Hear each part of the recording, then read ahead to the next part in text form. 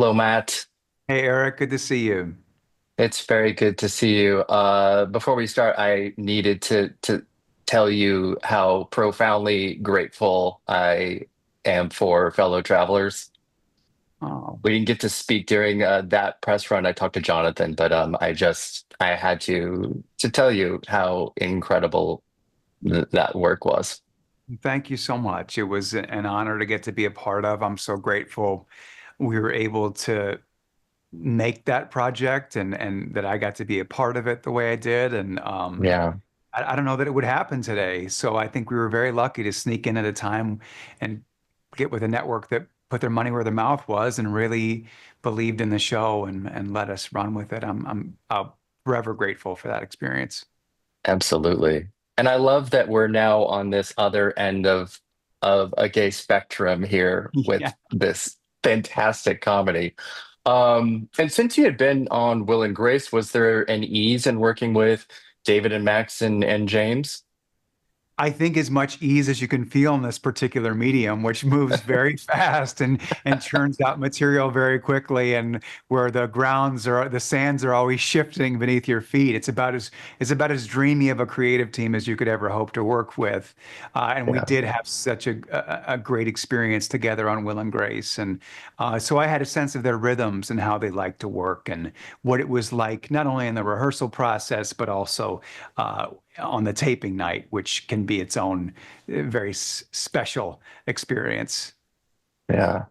And you haven't done a lot of comedy, but I think you're incredibly funny here. Thank you. What what surprised you most about how good your comedic timing is? I didn't think about my own comedic timing.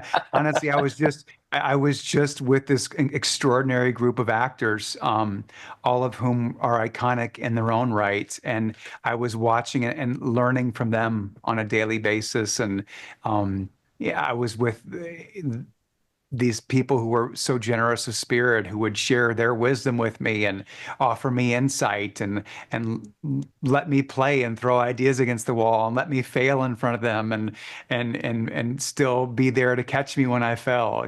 So it was a pretty great set to be on to try to find your footing in this medium. Yeah. There's something very Rose Nyland in a Mhm. Ken doll body about Jerry. A little bit of Uh Woody, maybe a little bit of Ethel from All in the Family. a little bit. It's Yeah. it's it's kind of a wonderful amalgam there. What and speaking of that, where did you go about finding and creating Jerry in using, yeah, he's kind of dumb, but he's sweet, but he's not always dumb. Sometimes he's really clever. Where did Yeah. you find Jerry? I think so much of it is a tribute to Max and David's fantastic writing. That I think this medium moves so fast that sometimes you can take for granted how smart they are underneath all the jokes. Um, and it's only in retrospect sometimes that I go, oh, wow, now I see why they did that. It's very Jerry of me to realize that in retrospect. But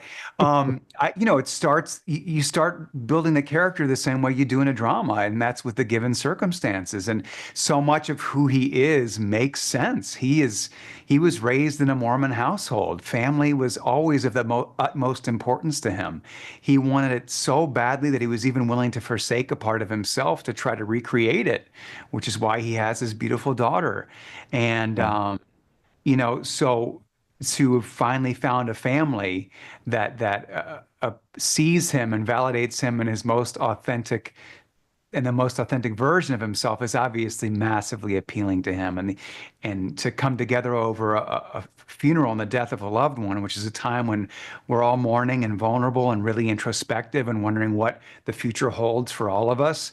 I certainly understand why he wanted to make the decision to cohabitate with these guys and have this family dynamic with them. And I think there he is a golden from the Mormon upbringing. He has this sense of enthusiasm and love that he brings to everything, and positivity and positive spin. And sometimes he wants to skim right over what could ever be perceived as negative, and sometimes that's at his own expense. And like you said, sometimes it's voluntary, sometimes it's involuntary, but it's always with the best of intentions.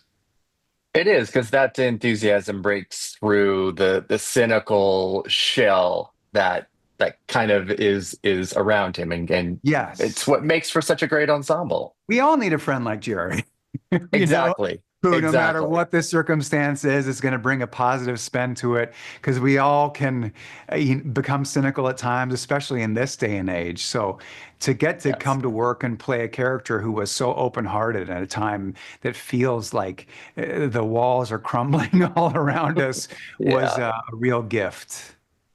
That's lovely. Matt, thank you so much for the time today and have a Thank wonderful day. you. Great to see you, Eric. You too. Yes.